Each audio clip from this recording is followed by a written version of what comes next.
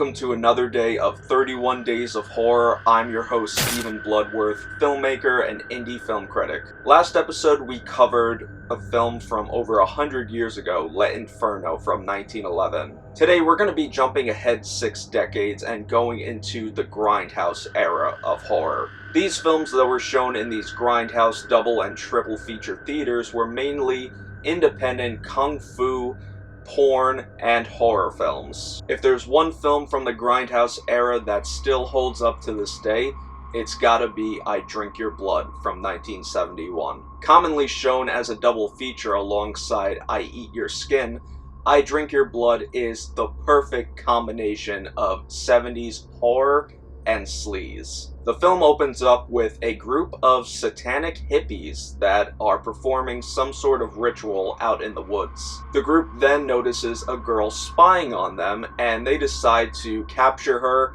and basically brutally beat her and even rape her. When the family gets wind the next day of what had happened, the grandfather and grandson go confront the hippies, and that leads to the hippies beating the grandfather, drugging him with LSD, and even terrorizing the young grandson. Wanting revenge on the hippies, the grandson kills a rabid dog in the woods, draws its blood, and puts them in a batch of meat pies being sold at the bakery. The boy deliberately sells the meat pies to the hippies, and you can see the hippies starting to feel sick and wondering if the family had tainted the meat pies in revenge for what had happened. And slowly but surely, you can see the hippies become these crazed, rabid maniacs. One of the hippies is even picked up by a group of construction workers working in the town, and they decide to have their way with her, and they also end up catching rabies. And just as the trailer says,